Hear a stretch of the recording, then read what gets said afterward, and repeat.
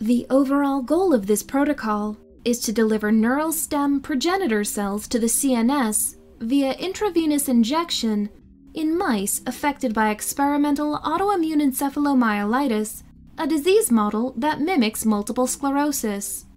This is accomplished by first deriving neural stem progenitor cells, or NPCs, from the subventricular zone of the brain from adult mice.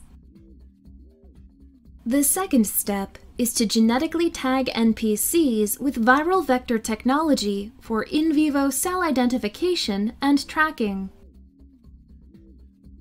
Next, proliferating neurospheres are dissociated into a single-cell suspension, resuspended at the desired density, and injected into the tail vein of EAE mice at the peak of disease. Ultimately, post-mortem organ and tissue pathology and immunohistochemistry are performed to identify and characterize the survival, distribution, and integration of injected stem cells.